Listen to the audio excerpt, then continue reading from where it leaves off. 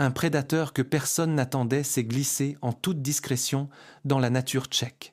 Et ce qu'il a fait dans une ferme de Moravie a forcé les chasseurs locaux à revoir tout ce qu'ils pensaient connaître de la faune de la région. Bonjour à tous, ici Tomáš Křížek, et bienvenue dans un nouvel épisode des Secrets de la faune. L'histoire du jour commence dans le sud de la Moravie, dans une région où les champs cultivés se mêlent aux forêts alluviales et où la nature évolue plus vite que la plupart d'entre nous ne l'imaginent. Mais avant de vous raconter ce qui s'est vraiment passé dans cette ferme et quel animal la caméra de chasse y a filmé, je dois vous emmener un peu plus loin, jusqu'aux origines même de l'un des phénomènes naturels les plus remarquables de l'Europe actuelle. Imaginez que vous êtes agriculteur. Vous exploitez une ferme quelque part entre Breukelave et Odonine. Vous élevez de la volaille, quelques moutons, des chèvres. Un matin, vous sortez dans l'enclos et découvrez un désordre que vous n'aviez encore jamais vu. 2 poules sont mortes, mais pas de la façon dont vous vous y attendriez avec un renard ou une fouine. La manière dont elles ont été tuées vous paraît étrange. Les traces dans la boue autour de l'enclos sont différentes de celles que vous connaissez. Plus grandes que celles d'un renard, mais plus petites que celles d'un loup. La forme est plus allongée, la disposition des doigts inhabituelle. Vous appelez un chasseur de votre connaissance. Il vient, examine les traces, et pour la première fois en 30 ans de pratique, il ne sait pas de quel animal il s'agit. Vous décidez d'installer une caméra de chasse. Pendant 3 nuits, rien ne se passe. La 4e nuit, peu après minuit, une silhouette apparaît sur l'enregistrement. L'animal est fin, se déplace avec fluidité, dans une sorte de trot élégant. À première vue, il ressemble un peu à un renard, mais il est plus haut sur pattes, avec des pattes plus longues et une queue plus courte, moins touffue. La tête est plus étroite que celle d'un loup.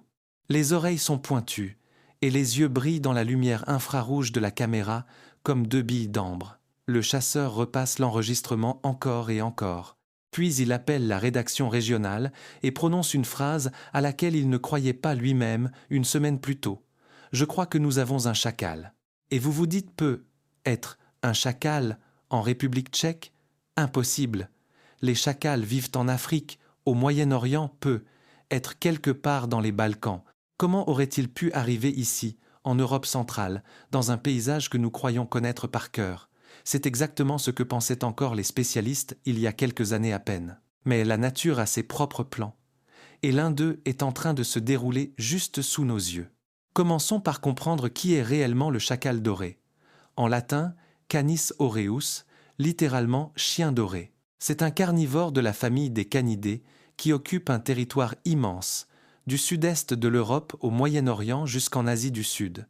En Europe, on le trouvait historiquement surtout dans la péninsule balkanique, en Grèce, en Bulgarie, en Serbie, en Croatie et dans certaines régions de Roumanie. Mais cela, c'est du passé. Le présent raconte une toute autre histoire. Le chacal doré est un animal que l'on confond facilement au premier regard. Quand vous en apercevez un en forêt, votre cerveau bascule automatiquement vers les 2 canidés les plus connus de notre faune, le renard et le loup. Et dans les 2 cas, vous vous trompez. Le chacal se situe entre les deux, tout en étant une espèce à part entière, avec sa propre niche écologique, son propre comportement, ses propres règles. Voyons son apparence. Un chacal doré adulte mesure environ 70 à 85 cm de long pour le corps, auquel s'ajoute une queue de 20 à 30 cm. Au garrot, il atteint entre 45 et 50 cm de hauteur. Il pèse en moyenne 8 à 15 kg, les mâles étant généralement un peu plus lourds que les femelles. À titre de comparaison, le renard roux pèse entre 6 et 10 kg et le loup gris entre 30 et 50 kg. Le chacal est donc clairement plus grand qu'un renard, mais nettement plus petit qu'un loup. Son pelage, court à mi-long, va du brun doré au gris jaune, d'où son nom. Le dos est généralement plus sombre, mêlé de poils noirs et bruns, tandis que le ventre et l'intérieur des pattes sont plus clairs, parfois presque crème. Sur les flancs, le pelage se fond dans des tons ocre chaud qui, sous le soleil couchant, prennent effectivement des reflets presque dorés. Le bout de la queue est souvent sombre, noir ou brun foncé. La tête est étroite et allongée, avec de grandes oreilles pointues, toujours dressées et en mouvement, car le chacal compte presque autant sur son ouïe que sur son odorat, et c'est précisément là que commencent les confusions. Quand on aperçoit un chacal dans les sous-bois ou au crépuscule, sa silhouette fine et sa robe dorée peuvent, l'espace d'un instant, faire penser à un renard, mais en y regardant de plus près, les différences sautent aux yeux. Le chacal a des pattes nettement plus longues par rapport à son corps, une queue plus courte et moins fournie, un museau plus étroit et une allure générale plus athlétique. Le renard donne plutôt l'impression d'une silhouette élégante et basse, glissant près du sol, tandis que le chacal se tient plus droit et, dans son déplacement, évoque davantage un jeune loup ou un chien redevenu sauvage. Confondre un chacal avec un loup est moins fréquent, mais cela arrive, surtout avec de jeunes individus ou observés de loin. La différence tient d'abord à la taille. Le loup est un animal massif, avec une tête plus large, des mâchoires plus puissantes et une ossature globalement plus robuste. À côté d'un loup, le chacal ressemble à une version réduite et plus fine, mais attention, cela ne signifie pas qu'il est moins capable. Bien au contraire. Le chacal doré est l'un des prédateurs les plus adaptables de toute l'Europe. Et c'est précisément cette qualité qui en fait un nouveau venu aussi fascinant que controversé dans notre faune. Venons-en maintenant à ce qui me fascine personnellement le plus chez les chacals, leur parcours des Balkans jusqu'en Europe centrale. Car il ne s'agit pas d'une migration aléatoire d'individus isolés. C'est un déplacement systématique et ciblé de toute l'espèce vers le nord et l'ouest, et sa rapidité a sincèrement surpris les zoologues. Historiquement, le chacal doré était considéré en Europe comme une espèce balkanique. Des populations stables vivaient en Grèce, en Bulgarie, en Serbie, sur le littoral dalmate. Dans les années 1980 encore, la plupart des zoologues européens auraient affirmé que le chacal doré ne franchirait jamais le Danube vers le nord. C'était un animal du sud chaud, du paysage méditerranéen, des coteaux broussailleux secs et des forêts clairsemées. L'Europe centrale, avec ses hivers rigoureux, ses forêts denses et ses populations de loups dominantes, ne lui convenait tout simplement pas. Et pourtant, des choses que personne n'avait anticipées ont commencé à se produire. Aux alentours du tournant du millénaire, les premiers chacals ont commencé à apparaître en Hongrie. Pas dans le sud du pays, près de la frontière serbe, mais bien plus au nord, au-delà du Danube, dans la région du lac Balaton, puis même près de la frontière slovaque. Au départ, les spécialistes considéraient cela comme des cas isolés d'individus égarés, de jeunes mâles ayant quitté leur territoire natal pour chercher un domaine à eux. Rien d'inhabituel, beaucoup de carnivores font cela. Mais les observations se sont multipliées, et rapidement. Dans la première décennie des années 2000, le chacal doré a été confirmé en Autriche, puis en Slovénie, où sa présence chevauchait des territoires occupés par des loups. En Italie, il est apparu dans des zones où on ne l'avait jamais recensé auparavant. Un individu a même été confirmé en Estonie, à 1000 km de la population connue la plus proche. Puis sont arrivées les nouvelles de Slovaquie, de Pologne et finalement de République tchèque. Qu'est-ce qui a bien pu chasser le chacal de son foyer balkanique et le pousser vers le nord, dans des régions où il n'avait jamais vécu auparavant? La réponse n'est pas simple, car il ne s'agit pas d'un seul facteur, mais de la conjonction de plusieurs changements majeurs survenus dans la nature européenne au cours des 2 ou 3 dernières décennies. Premièrement, le climat. Les températures hivernales moyennes en Europe centrale ont augmenté de plus de 1 degré Celsius au cours des 30 dernières années. Cela peut sembler peu, mais pour le chacal, c'est déterminant. Le chacal doré est un carnivore qui supporte mal les longs hivers rigoureux avec une neige épaisse. Ses pattes relativement courtes et sa morphologie légère le désavantagent dans la neige profonde par rapport au loup, qui s'y déplace bien plus aisément. Quand les hivers raccourcissent et que la neige se fait plus rare et moins épaisse, le chacal peut soudain survivre dans des régions où il aurait péri 30 ans plus tôt. Deuxièmement, le paysage. Le paysage européen a radicalement changé au cours des 50 dernières années. Les surfaces agricoles se sont étendues. Les périphéries des villes ont gagné du terrain sur la campagne. De nouvelles haies, friches et terrains en jachère sont apparus sur des terres agricoles abandonnées. Pour le chacal, Généraliste par excellence, capable de vivre dans une mosaïque variée d'habitats, c'est un environnement idéal. Contrairement au loup, qui a besoin de vastes massifs forestiers et d'espaces sauvages, le chacal se sent chez lui dans un paysage façonné par l'homme. Champs, talus, lisières de forêt, berges de rivières, abords des villages, tout cela constitue pour lui un habitat tout à fait acceptable. Troisièmement, la concurrence. Le loup gris a été chassé pendant des siècles dans une grande partie de l'Europe et totalement exterminé sur de vastes territoires. Sans loup, une niche s'est ouverte dans l'écosystème, une niche que le chacal a pu occuper. Car le loup n'est pas seulement un concurrent pour le chacal, c'est aussi une menace directe. Les loups pourchassent activement les chacals et les tuent. Dans les régions où vivent des meutes de loups puissantes, les chacals ne peuvent pratiquement pas s'installer. Mais dès que le loup disparaît du paysage, le chacal trouve de la place. Et quatrièmement, les corridors. Le chacal ne se propage pas vers le nord par la voie des airs. Il a besoin de véritables couloirs de migration, vallées fluviales, bandes vertes le long des voies ferrées et des autoroutes, forêts alluviales qui font office de corridors naturels. Et ces corridors existent bel et bien dans l'Europe actuelle. Les réseaux fluviaux du Danube, de la Morava, de la Dige, de l'Elbe et de leurs affluents forment un maillage d'habitats interconnectés que le carnivore peut emprunter sans avoir à franchir de barrières infranchissables. Certaines études montrent que des chacals peuvent parcourir 20 à 30 km en une seule nuit.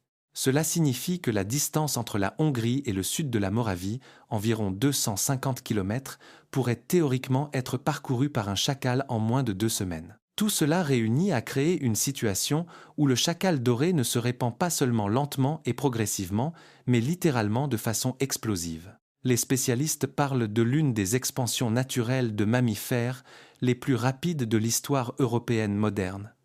Et la République tchèque se trouve précisément sur la trajectoire de cette expansion. Mais passons de la théorie aux preuves.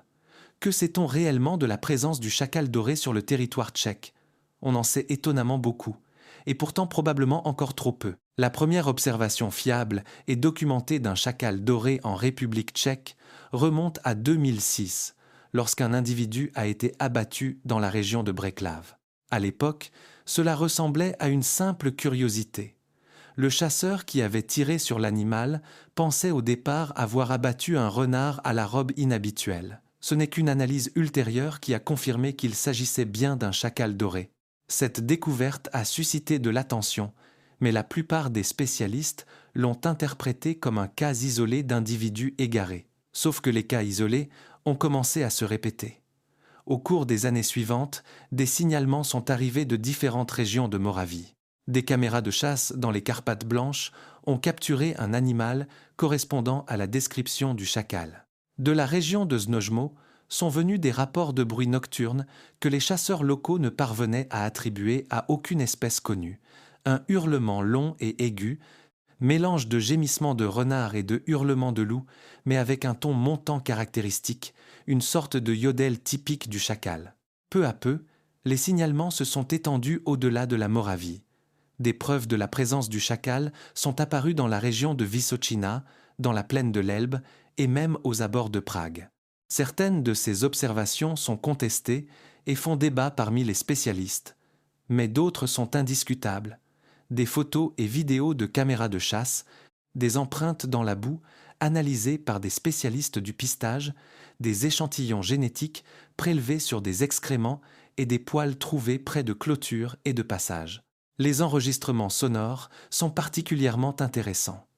Le chacal doré possède un cri très caractéristique, nettement différent du hurlement du loup ou de l'aboiement du renard. C'est un long hurlement modulé, qui commence avec un seul individu et auquel d'autres se joignent rapidement. Dans les régions où les chacals vivent en groupe, le concert nocturne peut évoquer un chœur lointain.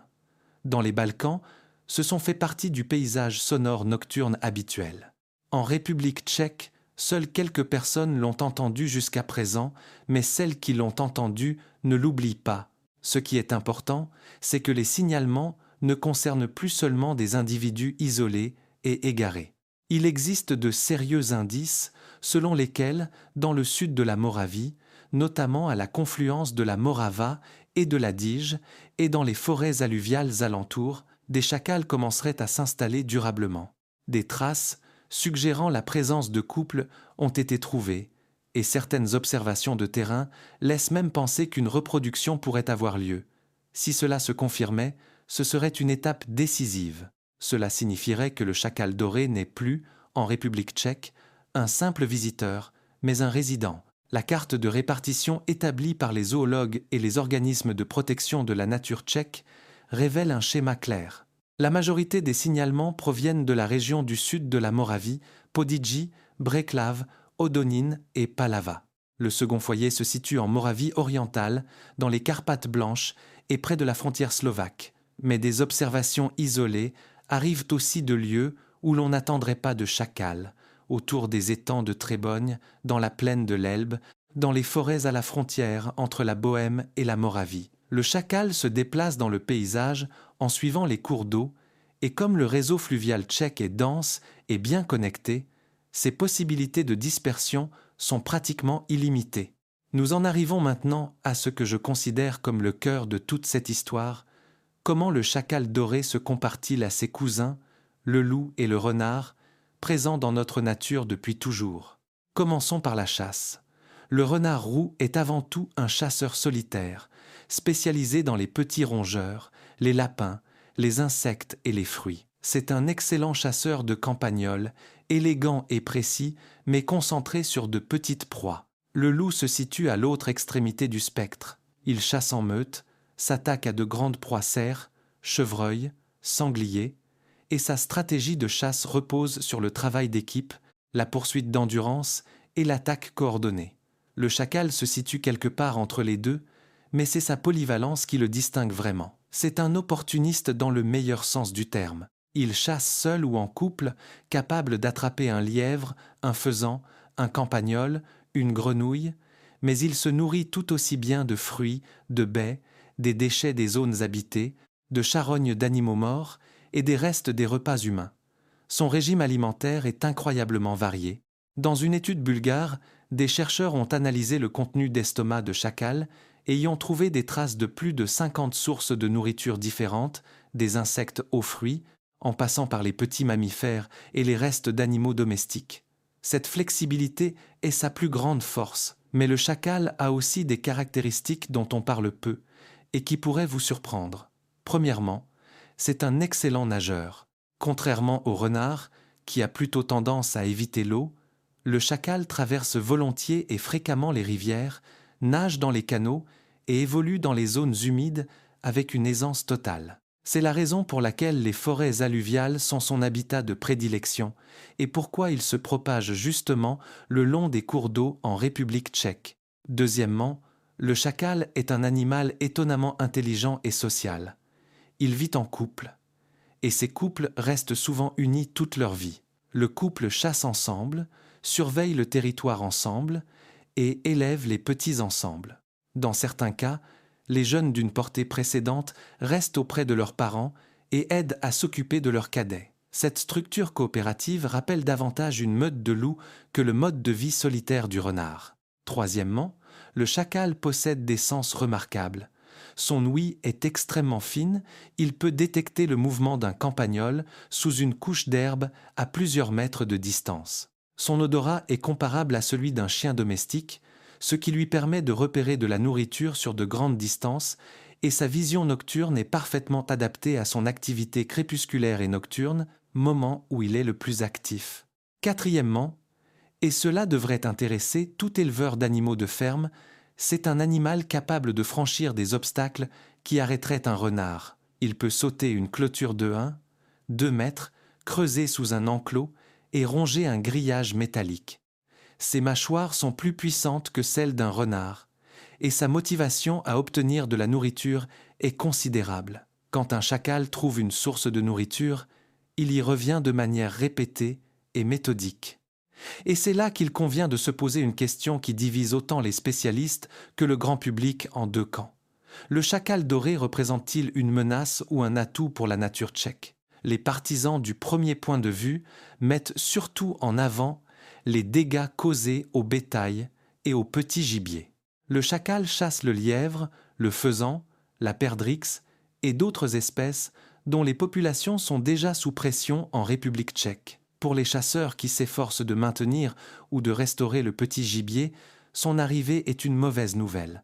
Les éleveurs de volailles et de petits bétail craignent des pertes qui, dans certains cas, peuvent être sensibles. Dans les Balkans, où les populations de chacals sont denses, les dégâts sur les moutons, les chèvres et la volaille sont fréquents, et parfois considérables. S'y ajoute la crainte d'une concurrence avec le renard. Le renard roux est un prédateur clé pour la régulation des populations de rongeurs en République tchèque, et son rôle est irremplaçable. Si le chacal venait à évincer le renard de certains habitats, cela pourrait perturber un équilibre auquel nous sommes habitués. Et puis il y a le risque sanitaire. Le chacal peut être porteur des mêmes maladies que le renard, notamment la rage, ainsi que d'autres affections parasitaires et infectieuses. Dans les régions où le chacal apparaît, les vétérinaires signalent la nécessité d'étendre les programmes de vaccination et de surveillance. Mais l'autre camp avance des arguments tout aussi convaincants. Le chacal doré fait partie de la faune européenne. Son expansion est un processus naturel porté par les changements climatiques et paysagers et non l'invasion d'une espèce exotique. Le chacal ne revient pas en Europe centrale grâce à l'homme. Il ne s'est pas échappé de captivité. Il n'a pas été introduit. Il est venu par lui-même, sur ses propres pattes, et occupe une niche écologique qui était vacante. Et c'est précisément cette niche qui est déterminante. Dans les écosystèmes européens, il existe une place pour un prédateur de taille moyenne, plus grand que le renard mais plus petit que le loup. Autrefois, ce rôle était tenu par d'autres prédateurs, mais dans le paysage actuel, cette position est libre. Le chacal la comble naturellement. L'expérience des pays où le chacal vit depuis des décennies montre que son impact sur l'écosystème n'est pas uniformément négatif. En Hongrie, où la population de chacal s'est stabilisée, les études montrent que le chacal contribue à réguler les populations de campagnols et de rats, réduisant ainsi les dégâts sur les cultures. En tant que charognard, il élimine efficacement les cadavres d'animaux morts du paysage, réduisant le risque de propagation de maladies, et sa présence dans l'écosystème augmente la biodiversité globale en créant de nouvelles relations et interactions alimentaires. Personnellement, je pense que, comme souvent dans la nature, la vérité se situe quelque part entre les deux. Le chacal doré n'est ni une menace apocalyptique, ni un simple voyageur inoffensif. C'est un prédateur hautement adaptable, qui modifie la dynamique de l'écosystème dans lequel il s'installe. Il nous appartient de savoir si nous saurons nous préparer à ce changement, l'étudier, le comprendre et le gérer. Mais une chose est sûre, nous ne pourrons pas l'arrêter. Le chacal doré a déjà trouvé son chemin vers la nature tchèque, et aucune clôture, aucune décision administrative ne le renverra dans les Balkans. Et maintenant, avant de revenir à cette ferme moravienne, j'ai une petite demande à vous faire. Si les histoires d'animaux qui transforment notre environnement naturel vous intéressent, si vous voulez savoir ce qui se passe vraiment dans la faune tchèque, ce que les médias classiques ne vous diront pas, abonnez-vous à cette chaîne et activez la cloche pour ne manquer aucun épisode des Secrets de la faune. Chaque abonnement nous aide à continuer à vous proposer ce contenu et à explorer d'autres sujets passionnants. Et maintenant, retour à notre histoire. Vous vous souvenez de cette ferme moravienne, de cet agriculteur qui avait trouvé des poules mortes et des traces inconnues, de ce chasseur qui avait installé une caméra de chasse et n'en croyait pas ses yeux? Terminons cette histoire. La caméra de chasse a bien capturé un chacal doré, un individu adulte, probablement un mâle à en juger par sa taille et sa morphologie. Sur les enregistrements, l'animal se déplaçait autour de l'enclos à volailles. Il semblait manifestement en train de repérer les lieux. Les nuits suivantes, il est revenu. Le chasseur, en collaboration avec l'antenne régionale de l'Agence de protection de la nature et des paysages, a installé d'autres caméras dans les environs et a commencé à surveiller systématiquement la zone. Et c'est là qu'est arrivée la première surprise. Le chacal n'était pas seul. Dans un rayon d'environ 3 km autour de la ferme, les caméras ont capturé un second individu, plus petit, probablement une femelle. 2 chacals en contact rapproché dans une même zone. Ce n'est plus une simple errance isolée. Cela suggère qu'un couple aurait pu se former dans la région, et un couple signifie une reproduction potentielle. L'agriculteur, de son côté, a renforcé la sécurité de ses enclos. Sur les conseils des spécialistes, il a rehaussé ses clôtures, ajouté une clôture électrique et commencé à enfermer sa volaille la nuit dans un abri plus solide. Les chacals sont revenus plusieurs fois près de la ferme, mais grâce à la sécurité renforcée, il n'y a plus eu de pertes. Les animaux se sont progressivement déplacés plus loin dans le paysage, vers les forêts alluviales le long de la rivière, où ils trouvaient suffisamment de nourriture naturelle. Pour l'agriculteur, ce fut un véritable réveil. Il a expliqué qu'en 20 ans d'exploitation, il n'avait jamais imaginé qu'un nouveau carnivore pourrait apparaître dans sa région. Il était habitué aux renards, aux fouines, parfois à un chien errant, mais un chacal, c'était quelque chose auquel personne ne s'attendait. Et c'est exactement là que réside le sens de toute cette histoire. La nature tchèque change plus vite que nous ne le réalisons, et des espèces pour lesquelles nous ne sommes pas préparés y font leur apparition. Mais ce cas a aussi montré qu'une cohabitation est possible. Après avoir renforcé la sécurité, l'agriculteur n'a plus perdu un seul animal. Les chacals se sont déplacés vers un milieu où ils pouvaient chasser des proies naturelles, et les chasseurs de la région ont recueilli des données précieuses qui aident à cartographier la propagation de l'espèce dans toute la Moravie. Mais qu'est-ce que cela signifie pour vous ? Que faire si vous croisez un chacal ? Et y a-t-il seulement une raison d'avoir peur ? Commençons par le plus important. Le chacal doré ne représente pas de danger pour l'homme. Dans toute l'histoire documentée, il n'existe pas un seul cas confirmé d'attaque d'un chacal doré contre un être humain en Europe. C'est un animal craintif, qui évite activement l'homme. Si vous croisez un chacal dans la nature, ce qui est extrêmement improbable puisqu'il est essentiellement nocturne et très prudent, l'animal fuira très probablement avant même que vous ne le remarquiez. Il existe néanmoins quelques situations où il est utile de savoir comment réagir. Si vous rencontrez un chacal qui n'a pas peur de vous et ne s'enfuit pas, c'est un comportement inhabituel et vous devriez rester prudent. Ne le nourrissez pas, ne vous en approchez pas, et surtout n'essayez pas de l'attraper ou de l'acculer. Il peut arriver, rarement, qu'un chacal habitué à la présence humaine ou nourri accidentellement perde sa méfiance naturelle. Dans ce cas, il est préférable de reculer lentement et de laisser à l'animal une voie de fuite dégagée. Si vous élevez des animaux de ferme, en particulier de la volaille, des lapins ou de petits ruminants, il est judicieux de renforcer la sécurité de vos installations. Clôtures électriques, abris solides pour la nuit et grillages de bonne qualité constituent une protection efficace, non seulement contre le chacal, mais aussi contre les renards et les fouines. Si vous apercevez un chacal ou trouvez des traces qui pourraient lui appartenir, signalez-le. Adressez-vous à l'administration du parc naturel régional concerné, à l'Agence de protection de la nature et des paysages ou à l'association de chasse de votre région. Chaque observation est précieuse pour cartographier la répartition de l'espèce et aide les scientifiques à mieux comprendre où et à quelle vitesse le chacal se propage en République tchèque. Si vous disposez d'une caméra de chasse, c'est encore mieux. Les photos et vidéos constituent le matériel le plus précieux, car elles permettent une identification certaine de l'espèce. Et les enregistrements sonores ? Si vous êtes dehors la nuit et entendez un hurlement étrange qui ne ressemble ni à un loup, ni à un chien, ni à un renard, essayez de l'enregistrer avec votre téléphone. Le hurlement du chacal est très spécifique et les spécialistes peuvent l'identifier même à partir d'un enregistrement de qualité moyenne. C'est un hurlement aigu, modulé et répétitif qui ressemble parfois à une série de cris courts se transformant progressivement en tons longs et étirés. Dans les Balkans, on le décrit de diverses façons, mais toutes les descriptions s'accordent sur un point. Une fois qu'on l'a entendu, on ne le confond plus jamais avec rien d'autre. Et c'est là que se pose la question que se posent tous ceux qui commencent à s'intéresser au chacal doré.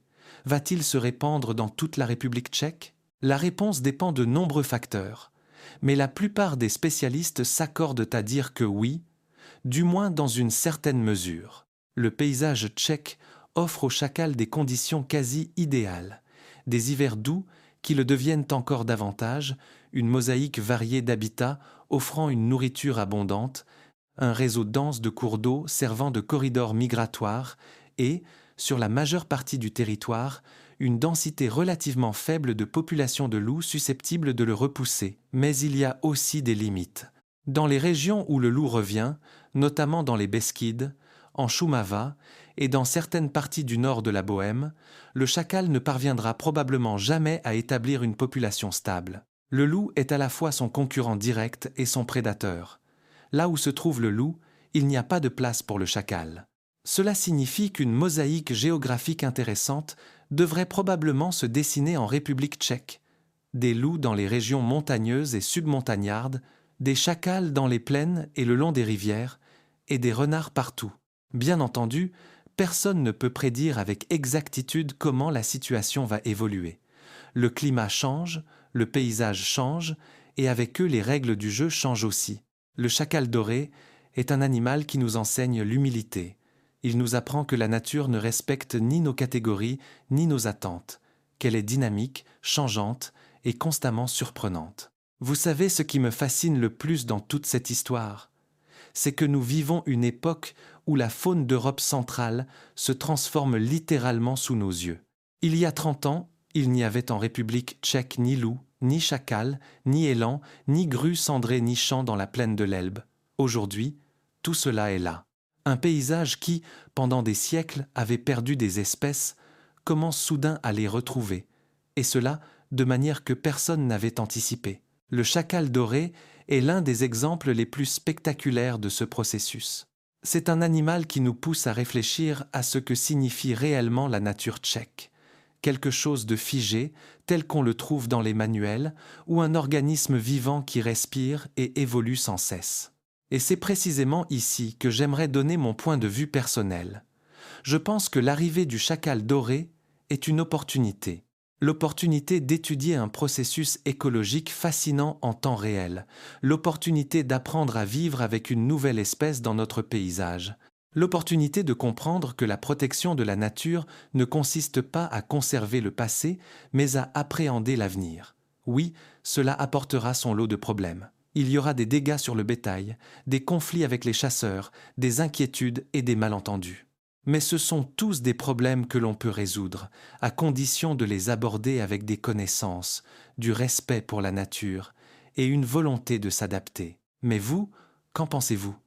Le chacal doré est-il, pour la nature tchèque, un enrichissement bienvenu ou un intrus indésirable ? Saurons-nous apprendre à vivre avec lui ou allons-nous chercher à l'arrêter ? Dites-moi votre avis en commentaire. Je suis vraiment curieux de savoir comment vous voyez les choses. Encore une dernière chose avant de terminer. Si vous vivez dans le sud de la Moravie, en Vysočina, dans la plaine de l'Elbe, ou n'importe où dans la campagne tchèque où vous vous déplacez en pleine nature, soyez attentifs. Observez les traces, écoutez les bruits nocturnes, vérifiez vos caméras de chasse. Il est tout à fait possible que le chacal doré soit plus proche que vous ne le pensez. Et si vous en repérez un, faites-le savoir. Chaque signalement contribue à dresser le tableau de ce qui se passe réellement dans notre nature. Le chacal doré est un colonisateur silencieux.